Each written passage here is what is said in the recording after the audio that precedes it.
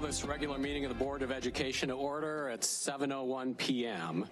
Please call the roll. Ms. Pearson, Mr. Rollins. Here. Ms. Mohammed. Here. Mrs. McCulloch. Mr. Siegel. Here. Mr. Connor. Here. Ms. Stanford. Here. With 5 present, 2 absent, we have a quorum. We will now take a moment of silence, followed by the Pledge of Allegiance.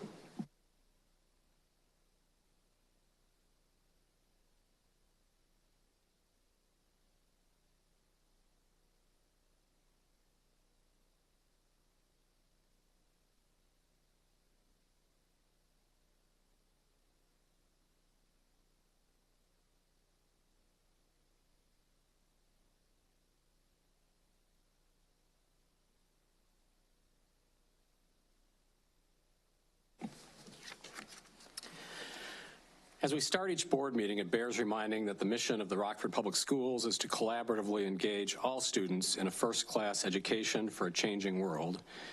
Before we go any further, thank you to Connor Childers, who is working behind the scenes to produce the board's broadcast via YouTube live stream and Comcast Channel 20.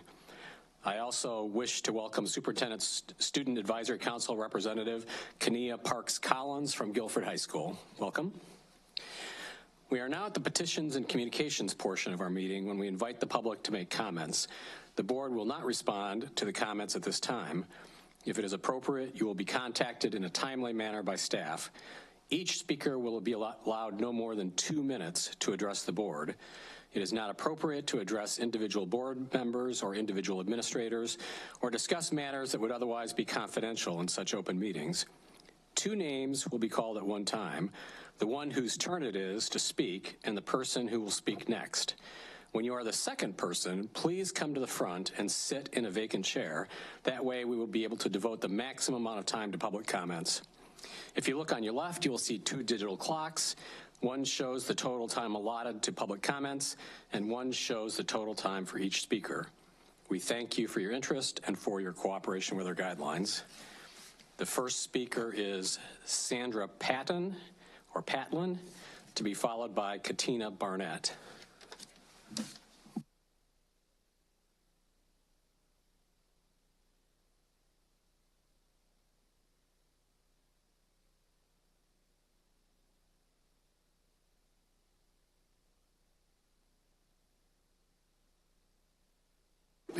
Can you hit the button on the mic, or is the mic on? Hello? Yeah, okay.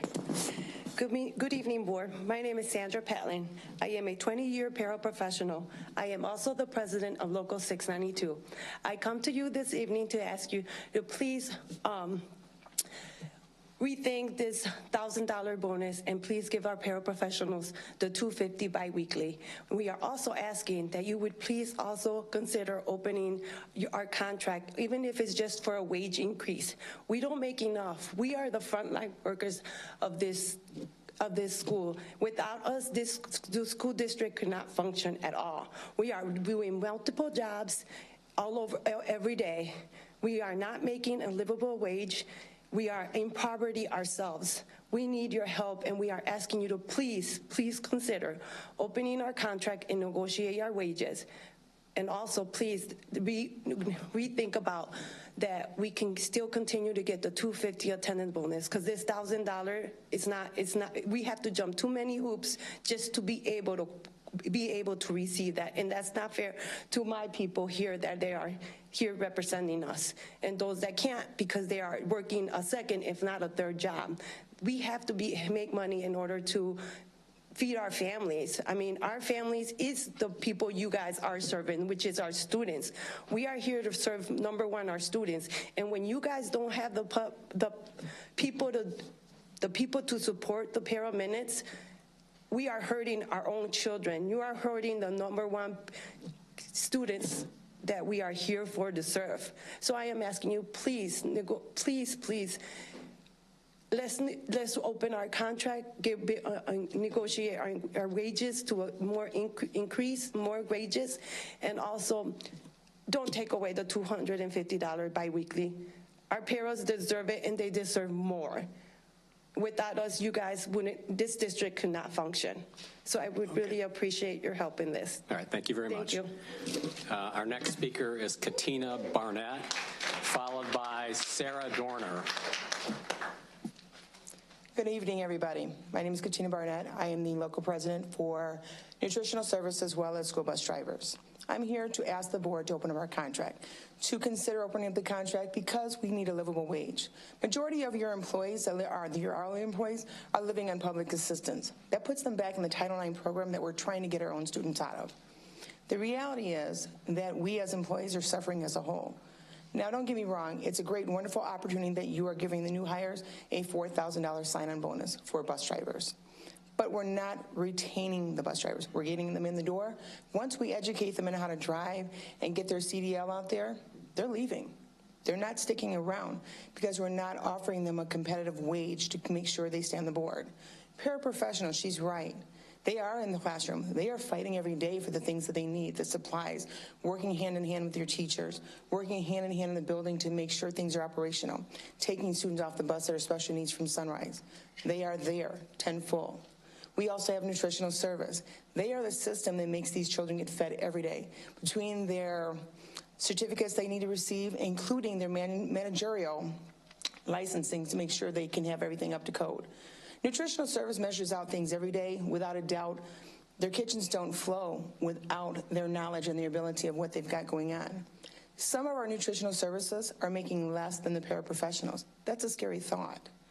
Now, bus drivers are starting wage at $15.53. My concern is that less than a year and a half, the state of Illinois is pushing everybody to $15. We're barely making above minimum wage. We cannot retain or consider keeping employees in the city if we can't give them a livable wage. Now, when you have our young people are taking jobs elsewhere because they are not excited about what are being offered as with a pay scale. We need to look forward and run what we are offering now and build what we have. Please open the contract and work with us, please. Thank you. Okay, thank you very much. Next speaker is Sarah Dorner, to be followed by Laura O'Brien. Hi everyone, Sarah Dorner. I know many of you and I've had the honor of working closely with many of you. I am the staff representative for AFSCME Council 31, nutrition service workers, bus drivers, and paraprofessionals.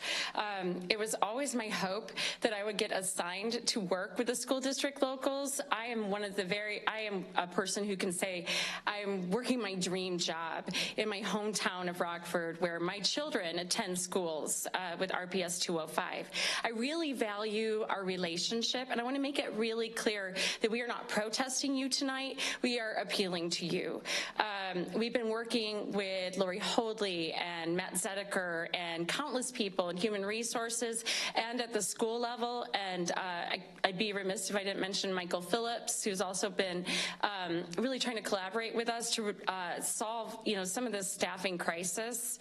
And I continue to tell them we would be so amenable to opening up the contract to negotiate wages. We recognize that you are not legally obligated to do that. We know that you have tried really hard with these bonuses, but we believe that ultimately wages, good living wages, are going to be what will get us the ability to recruit and retain the quality staff that our students and children deserve. We also know that when we bargained our last contract, none of us, you, not us, we couldn't have foreseen a pandemic. We couldn't have foreseen inflation and what so many of us are going through, the worker shortage or some of the issues that our students are facing. So I'm asking you to please call me, let's meet, and let's try to negotiate some sort of resolution that will work for your employees, our community, and our students. And thank you so much for listening to all of us tonight. Thank you. Laura O'Brien, followed by Nina Gianangeli. I'm a paraprofessional with the district for 24 years. I'm not making as much as the para subs that are getting paid teacher sub pay. That's not fair. They're doing our job, but they're getting teacher pay subs. You're more worried about the subs than you are about us. My other thing I wanted to talk about is Autism. My grandson is in the district. He just started the district this year, first grade, with autism. He is being treated unfairly. He came into the district. They knew he had autism. He came from Carvel. Is there a way our district can work with Carvel so when these kids come into the district, they have an IEP set up and they're ready to go? My grandson, when he gets frustrated, he does say things that shouldn't be said in school. But he's frustrated, he's not getting the help he needs, and now they're writing him up. They're putting him in school suspension. He's a first grader. He's not going to be able to handle that. He's going to go off even more. We got to get this taken care of. We got to get these kids with their IEPs that need them and the help that they need. He needs more help, and he's not getting it. He's getting his minutes from when he was in preschool, when he was here in preschool. They're giving him 90 minutes a week. He should be doubled or more because he's there all day. He's not there for only 3 hours a day. I beg you, please help these kids with autism. We're getting more and more kids with autism. I know we got 3 classrooms in our building with kids with autism, and we're just overflowing. We got them in the classrooms. It's hard, but I know, but we need, if they're going to Caraval, they get to go to Caraval until they're out of kindergarten and they start first grade in the district. We need to work with Caraval and see what they're doing because he was progressing so well with everything, handling his stress, everything, and then he comes in the district and the teacher's not doing anything, and his mom is working, trying to work with them, but she's not listening to her. Okay, so it's just frustrating them. The next speaker is Nina Gianangeli, followed by Terry Gano. Good evening. My name is Nina Gianangeli. I'm a teacher in a neighboring district, a Rockford native, and a member of the Eliminate Racism 815 Education Committee. Over the years, you've heard much from our organization about the importance of hiring teachers of color in RPS. Recently, I read Dr. Ibram X. Kendi's new book, How to Raise an Anti-Racist, a book essential to every caregiver of children and young people, including those of us in education. He reports on how hiring teachers of color affect children positively. One of the first points about this issue that I want to talk to you about tonight reads as follows from his book. The racist myth is the whiter the space, the better for the white child. The reality, the whiter the space, the worse for the white child. White 7 and 10-year-olds attending predominantly white schools rate black perpetrators more harshly when compared with white children attending diverse schools. Test scores aren't lower for white students in racially diverse schools. In fact, researchers have found that white students in diverse schools score higher on standardized tests than their counterparts in predominantly white schools. Critical thinking, problem solving, communication, cross-cultural collaboration, empathy, and yes, anti-racism are best fostered in diverse classrooms. Graduates of diverse schools are more effective in their careers and are more likely to thrive within our multiracial, multicultural world. The mounting evidence is clear. Diverse schools make all our kids smarter. Racial segregation is typically framed as a tragedy for people of color. It is a tragedy for white people, too. While our district has racial diversity amongst its student body, we have much work to do when it comes to staffing. Hiring teachers of color is a priority despite any roadblocks that will benefit not just students of color, but all students. Thank you.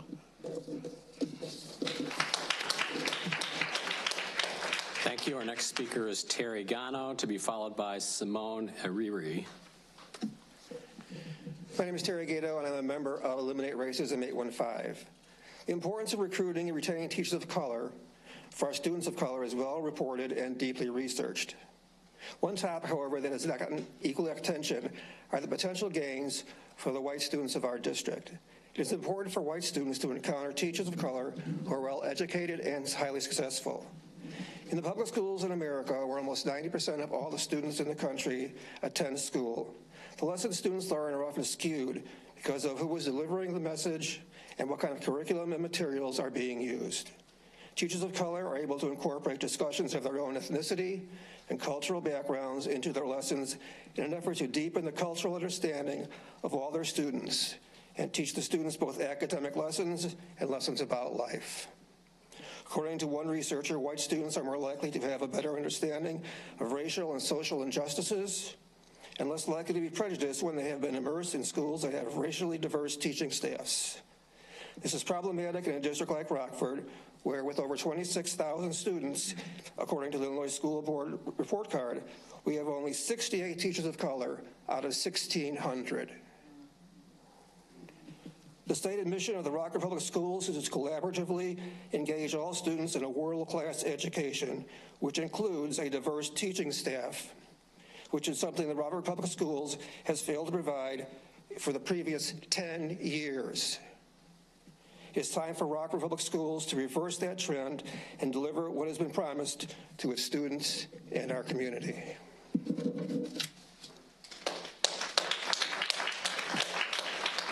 Thank you. Our next speaker is Simone Ariri, to be followed by Dawn Novinsky. Hi, my name is Simone Ariri. I'm a parent of a student in the district and a member of Eliminate Racism 815. I've thoroughly read through the previous edition of the Student Code of Conduct, the Illinois School Code contained in the Illinois compiled statutes, as well as the current Student Code of Conduct. The new Student Code of Conduct is encouraging in that it has placed a higher emphasis on keeping students in school. What was previously an ill-defined chart on interventions, restorative, and corrective measures is now the focus of the entire district school code of conduct. The new code better reflects the needs of students, parents, and the community for a learning environment that is working towards keeping students out of the school-to-prison pipeline instead of relying on restrictive and exclusionary practices. That being said, there are areas of concern. The words used and omitted leave room for the individual interpretation of mandatory strategies. In previous editions, the words mandatory student services approval has been taken as a mandatory requirement of expulsion, instead of mandatory student services approval needed for a recommendation of expulsion. Further, the new Student Code of Conduct has retained the sentence pertaining to other interventions that were attempted or determined not to be appropriate and available. Words have the power, and that line alone could have the power to negate all of the good that the new Student Code of Conduct addresses. With proper interpretation, implementation, and execution, the new Student Code of Conduct has the ability to change student outcomes.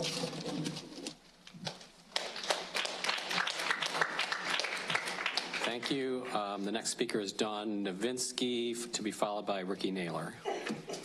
Hi, I am a 63-year-old para. Several years ago, I think it was 2 contracts ago, I invited people, when I was here speaking, I invited the board to come to the school, sit in and see what the paras do. Nobody ever showed up. Let me give you an idea. I have had my thumb disc pulled out of joint.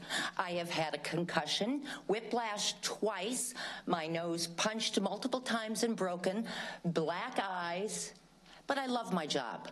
I am spit on, kicked, hit, punched. I was picked up, thrown across a hallway over the summer, and slid down it like in a cartoon. I had a bottle bruise on my head where you could see the print because a student threw a bottle across the room and hit me in the head. I had a bruise on the back of my behind that was shaped like a door handle, and you could see the lock because a student picked me up and threw me across a hallway into a wall. That's what I do. I also body shielded a student during a drive-by shooting. No one ever said, "Good job," or "Thank you." No one ever said, "Are you okay?" No one from the board, no one from downtown, no one from my school. I body shielded a child. I had a heart attack this year, 4 days in the ICU. I missed a week and a half of work afterwards and came back. Why? Because my kids are important and we were short-handed. I came back, second day back. I was punched in the chest, directly where my stent was put in. That's what paras do. Without this bonus this year, for the first time ever, made it so I didn't have to apply for food stamps. I also am paid so little, I get state insurance for free. This is sad. We work hard. We need to be appreciated. We need to know you care. And if you can't pick up a phone or walk in and say to this person that just body shielded one of your students that you claim this is what we're here for, and not one of you could pick up the phone and say, "Good job." Thank you very much. The next speaker is Ricky Naylor, to be followed by Heather Belknap. Okay, first of all, I'm gonna say something to you guys. You know, under your evidence-based funding, your new model to me is going to be you earn when they don't learn. The less they learn, the more you guys earn. So you need to take a look at that. And we're talking about what you guys said last week. You're going to give these administrators another raise so those teachers can stop applying for administrative jobs. Why would you give these guys, these administrators here, a raise? For the last 6 years, there has been no academic growth, or very little academic growth. You've lost 2,000 students, but yet this board here is saying, we're going to give these guys another raise. Give those guys a raise. Why would you give the guys not making money already a raise and don't give these guys here nothing, they ain't making nothing? And then you talk about equity. Do you know what equity is? Equity is not getting guys that already got a lot of money more. It's getting guys that don't have nothing more. I mean, could you guys, that's just common sense there.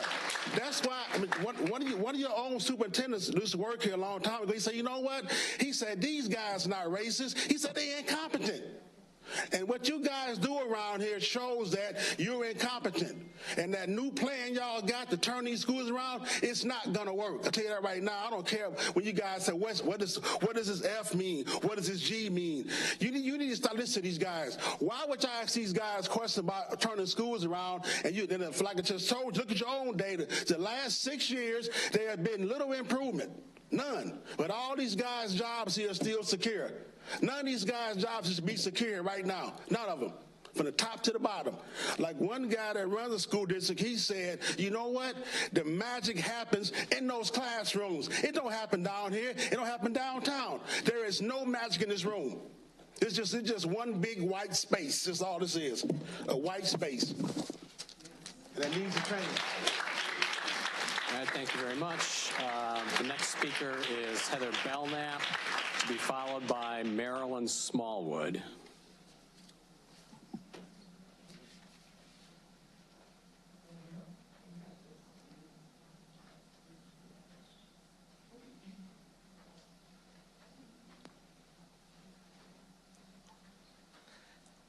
Hi, I'm Marilyn Smallwood, and I came here to support our union to ask for a living wage because prices are going up and our wages aren't compensating for the cost of living. But my main purpose of coming here is I've asked for a whole year. They won't give us a Chromebook to help the students, and that impacts my job because I cannot help the student. I have to take their Chromebook away to see what they're doing. And I've asked for a whole year, multiple times, for a Chromebook and training so that I can better do my job. And teachers get all these things and we get nothing. We don't even get respect.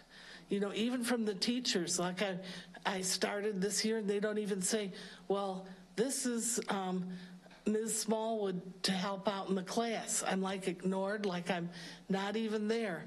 And I just feel I need the tools to do a better job. And I also feel a great incentive is to return that bonus because it really made a difference in my life, and then I wasn't struggling so much. So I would please wish that you would listen to us, and I really wish I could get the Chromebook and training so I could better do my job. Thank you.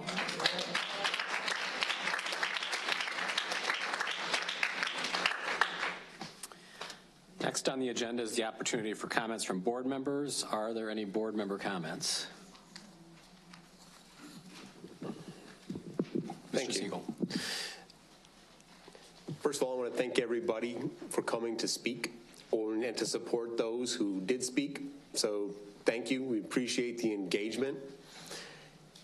It may not seem like we always listen. We do listen. Do we get you the results that you want all the time quickly? We don't. We don't. but I do appreciate your coming here to say your piece. We're going to hear a presentation in a little bit about freshmen on track and how that affects graduation rate. I don't know everything about the subject. I'm far from being an expert. I've read a couple of books.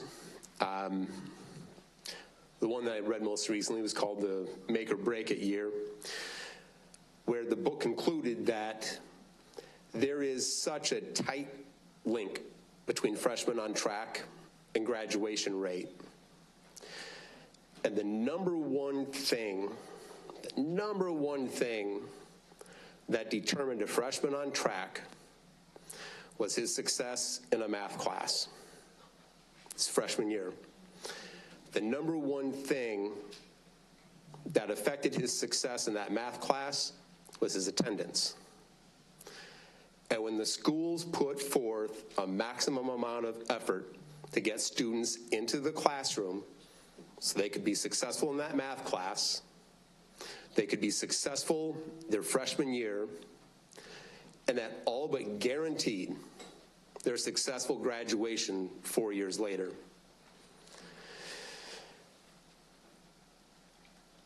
The school district has definitely made some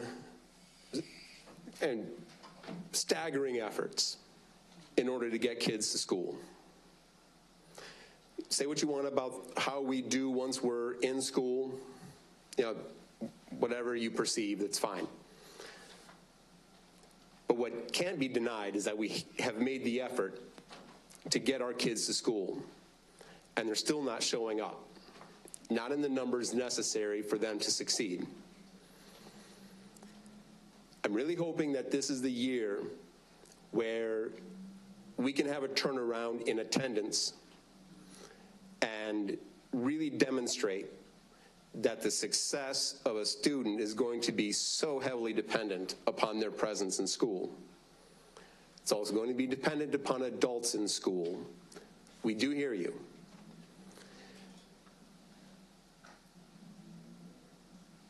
So, not exactly sure quite how to conclude this. I just know I need to stop talking here. But we're aware that there are a lot of needs. And one of the most astonishing conclusions that I came across in this book was so many of the needs that aren't being met outside of school can be overcome by having kids in school, where there are adults who are concerned about helping them to achieve. That's it. Got to get our kids to school. Are there any other board member comments? Ms. Mohammed, are you moving? Yep.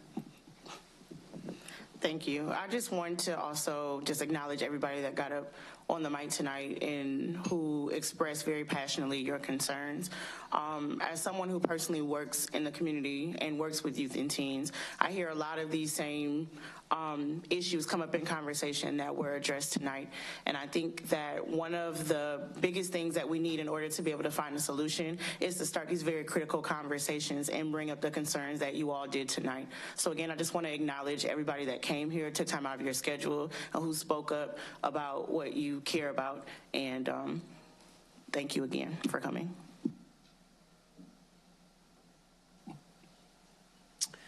I don't see any other lights on. So the next item on the agenda is the superintendent's report. Dr. Jarrett. Thank you. Tonight's superintendent report is going to feature the work of our accountability team on our freshman on track rate. So I'm going to defer to the team. Thank you.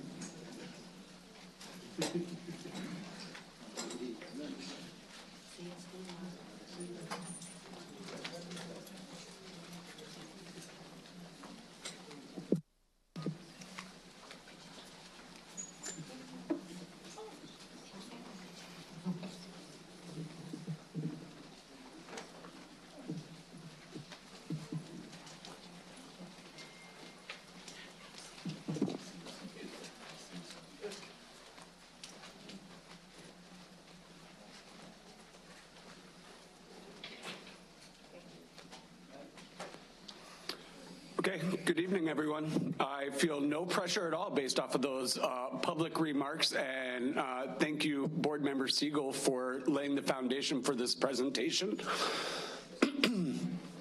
This is our Freshman Academy academic return on investment. For context, is one of our 2 highest priority studies that we're engaged in measuring our return on investment. The other one being our Reading Horizon literacy program that we have at the elementary level. And I'm just very excited to share the results, the preliminary results that we have from last year. This is a topic that, again, Board Member Siegel laying the foundation. This is very squarely aligned with our district mission and our vision to be first choice for all families. And even more so, I hope what you see tonight, this is making an impact, the work that we're doing with our freshman academies in disrupting the predictability that we see of student achievement and student outcome based off of zip code.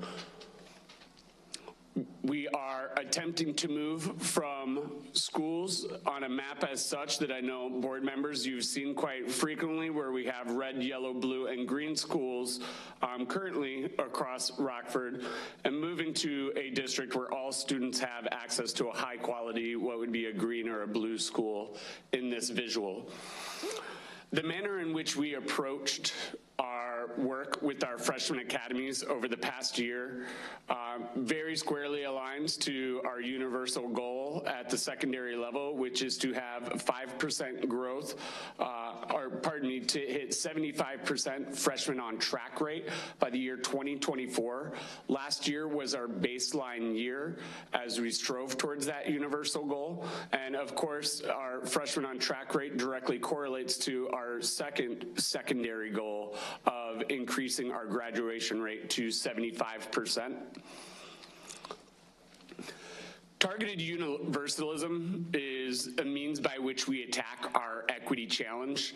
And this framework for our equity challenge really very squarely aligns with how we approached our freshman academy work as it's measured by the metric of our freshman on track rate.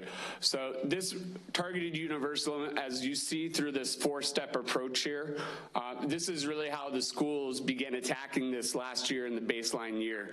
They organized their freshman academy around that shared universal goal of hitting the 75% freshman on track.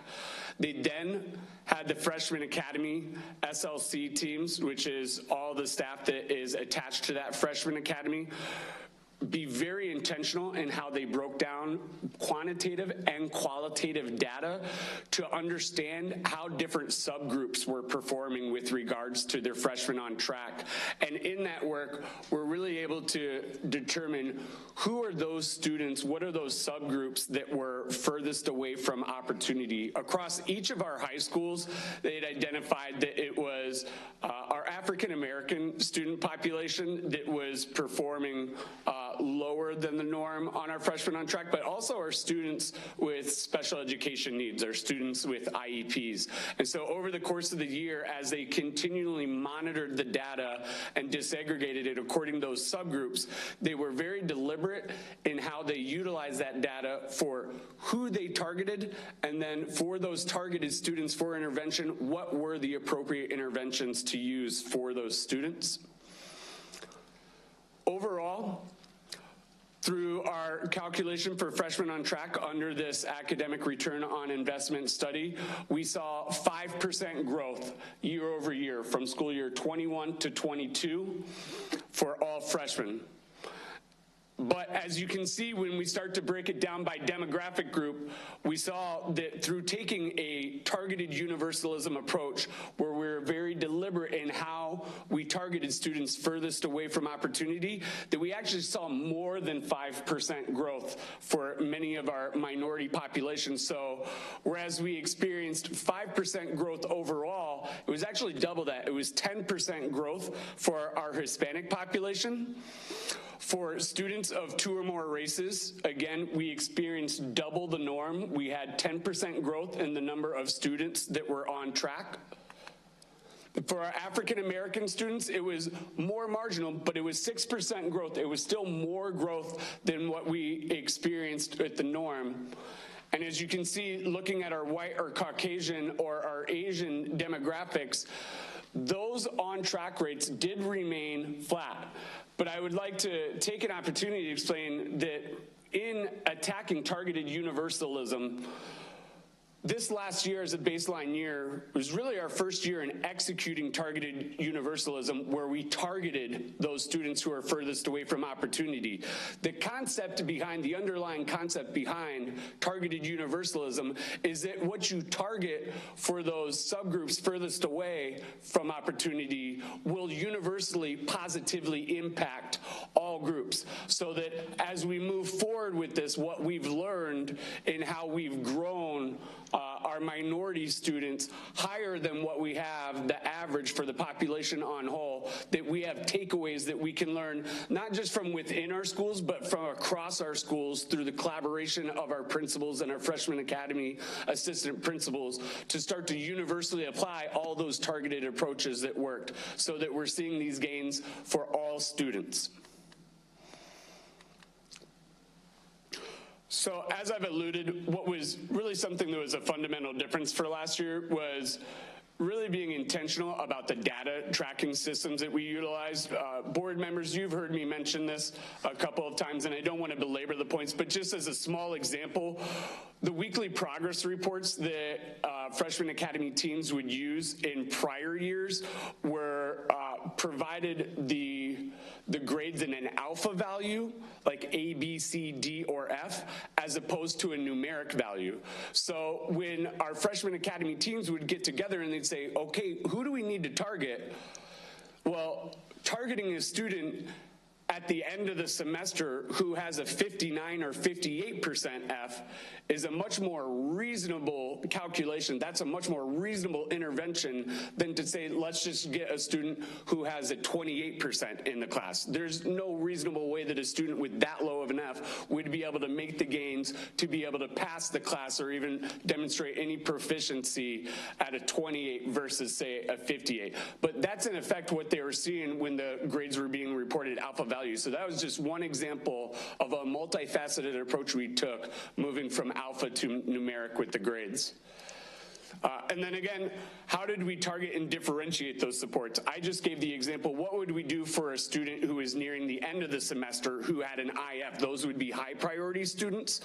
Alternatively, the schools would look very early in a semester, and so that if schools today are seeing that only being 7 or 8 days into the school year, if we have a student with multiple Fs, then we need to target that student now. We can't wait until the end of the semester for that student to get on track. That student needs to be high priority at the beginning of the semester. So we're targeting different students at different times and providing different supports according to the seasonality. So really what we'll be doing for the students that have multiple Fs at the beginning of the year at this time is making sure they have strong mentorship connections with staff members so that they have a strong sense of belonging in the schools. Some quick examples of how each of the 4 traditional high schools approached their freshmen on track through their freshman academies. Freshman academies at East were very much focused on what I just alluded to, that sense of belonging and making sure that their students, if the students felt a sense of self-worth when they entered the school building, then they're much more likely to experience academic success. Auburn is the school that had the highest growth. Auburn's on-track rate grew 11%. And Board Member Siegel, your example is spot on. Auburn looked at their number of Fs that they had by course, saw that integrated math for freshmen had historically been the highest failure rate of any courses. And so they came up with a very flexible schedule for how their integrated math teachers in 9th grade could swap students across classrooms because their classrooms were in such close proximity, so that they could target, students that were very deficient on standard Y in this classroom, or maybe students that are performing on level would get enrichment opportunities in the other. So that would be an example of applying the targeted universalism, where the strategy would have a positive net impact on all student groups, not just one. Guilford took their refresh students. These are the students that are identified as high risk in their transition from 8th to 9th grade. And they basically created a freshman academy within a freshman academy so that they had dedicated teachers working very closely with this highest risk population of students. In a typical year, this group of students that would be identified for refresh would have well below a 50% on track rate. The great majority of them would actually be on track to drop out. However, at Guilford, they had a 74% on track rate for their most at-risk students that were in this academy within an academy. And finally, Jefferson is an example, again, wanted to focus on a sense of belonging. They really amped up the assemblies and celebrations that they did for students. They signed me up without telling me that I would be participating in a Carolina Reaper hot wing contest that was sponsored by Buffalo Wild Wings. I was the first person out, even though I'm really not afraid of spicy food. So next steps for improvement. We'd like to see what we have accomplished in this baseline year in our freshman academies and replicate that success across all of our smaller learning communities that we have at the high school level, but also at the middle school level, because the middle school universal goal is also an on-track metric. And so we are going to be working very closely with the 6th grade, 7th grade, and 8th grade teams across middle schools to demonstrate to them the same manner in which we used data to target interventions and the subsequent strategies. So ultimately, our program recommendation is to keep and fix and expand to those other SLCs that we have, not just at the high school level, but the grade level teams at middle school. And with that, I will open it up to any questions you may have. Ms. Mohammed? Yes, Mr. Gallagher, you just mentioned that there's going to be a goal to introduce the targeted universalism to middle school. Is that something we're going to be implementing this school year? Targeted universalism is across all schools within the district. That's really like, with our equity challenge and our goal to disrupt the predictability by zip code for student outcomes in Rockford, that's the goal. How we do it is through targeted universalism, where we're very intentional. It's how do we use the data to disaggregate it, see who's furthest away from opportunity, and then target supports to those students. But in so doing, not only lifting those students up who are furthest away from opportunity, but then applying those targeted approaches to all, universally, to all student groups over time so that all are successful. So middle school has been engaged in this, so is elementary and EC with regards to targeted universalism. It's just the focus for targeted universalism at the high schools was their freshman academies and their freshman on track rate. So I understand the concept. My apologies, I asked that incorrectly. So I guess I more so mean the action steps that we're talking about that are being relayed towards the freshmen on track. When are we going to start shifting the focus to also the middle school that you just mentioned? You said we already have been doing that? Middle schools have been applying targeted universalism to how they address their equity challenge. Yes, their focus, last year was a baseline year, as I said, for the system-wide framework. But Freshmen on Track is something that has always been measured by the state and by the district. So it wasn't necessarily a new thing to focus on. Last year was the first year, the very first baseline year that we collected data for middle school on track. And I cannot yet say if all middle schools universally will be selecting their middle school on track rate or how their grade level teams operate as the focus of their targeted universalism or equity challenge. They're still engaged in that process of disaggregating the data to really understand who and how they should be approaching that work. We haven't received all of our data from the state of Illinois yet. That'll happen in October. So we're in a little bit of a freeze before we make full determinations on what each school's equity challenge will be, but they will be applying targeted universalism. So like the examples that were presented to us where like East has the surveys, Auburn's doing a lunchtime interventions, like that's what I mean. Like when can we start seeing a turnaround with that? We have to get the data first before we can know who's gonna be implementing what attempts to get towards the targeted universalism is what I'm asking.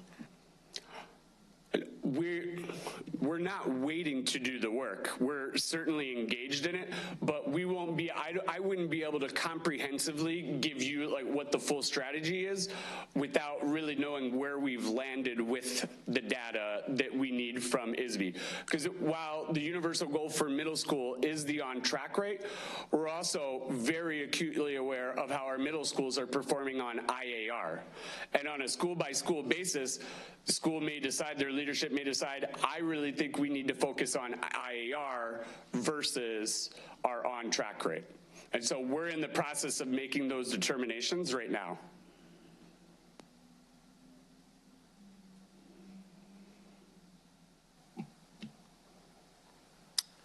Well, I had a question.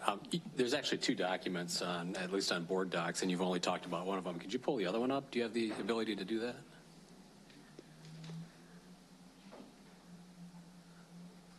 No? You only have one document? And we've got two? All right, well, that's too bad, because I was going to make Mr. Siegel's point for him. So the other one has all sorts of, oh, there we go. So can you go to, it's slide 3, which is really tiny print from here, but I can see it on my iPad. There you go. That's right, first chart. So we've seen this chart before. I just want to point it out. There's a little bit of a blip there. Apparently, if you're absent a little bit, it actually helps you stay on track. But if for kids whose average daily attendance is 90% or above, are either 91% or 87% on track to graduate. And you can see that that drops 10 percentage points when you go down to 85 to 90%. It then drops 16 percentage points when you get down to 80 to 85%. Of all the variables that we look at, and we tend to focus on things like race and ethnicity, of all the variables, this is the variable that is the most tied to whether or not the freshmen are on track, whether they're attending school. And you guys don't see the packets that we see. We see the packets where the kids are coming before us for discipline and they're not attending school. I mean, it's surprising that they're up for discipline. They're in school so little. We need to get kids in school. I mean, there's no two ways about that. We have to get kids in school. They're not going to learn. You can't point the finger at us and tell us we're not teaching them if they're not in school. So we need to figure out how to get kids in school to learn. And I just made Mr. Siegel's point for him. I mean, you can slice and dice all the rest of this information if you want to. There's lots of interesting information in here. Mr. Siegel? I appreciate that there was a lawyer who could make my point much more concisely than I could. Thank you, Mr. Rollins.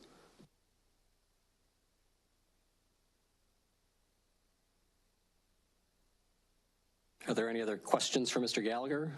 I'm getting a ghost light here, but I think it's mine. All right, thank you, Mr. Gallagher. Thanks kindly.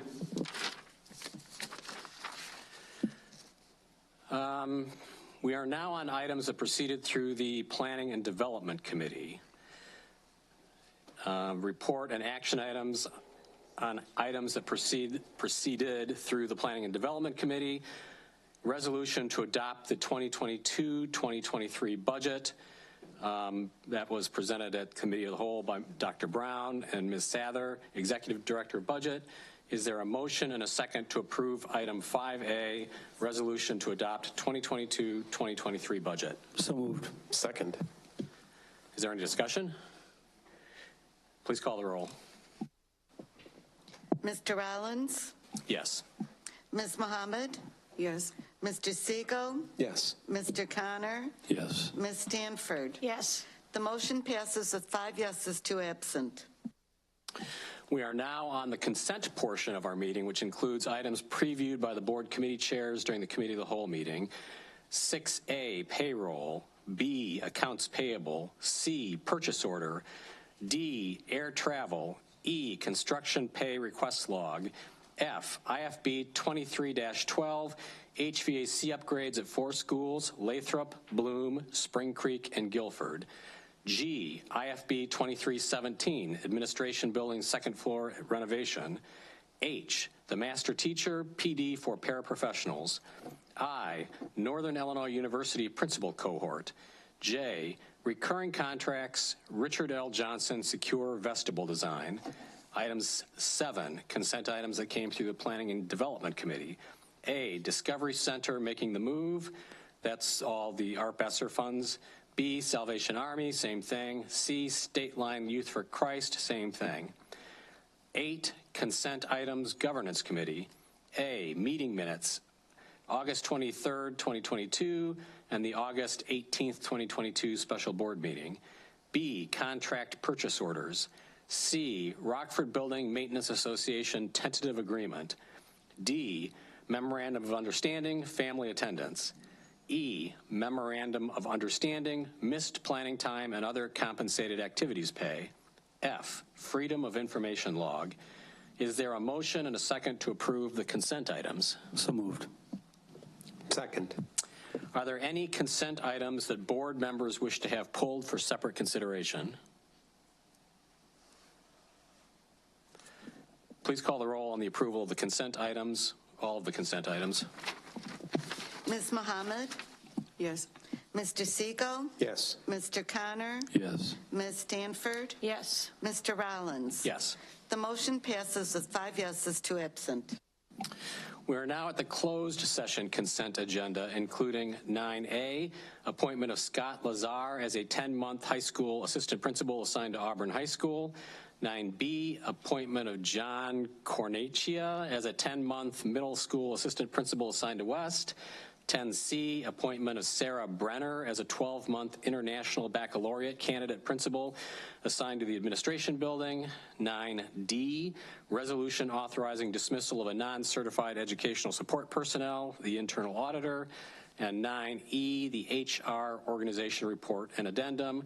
And 10, closed session consent item student. 10A, EIA T0001-23.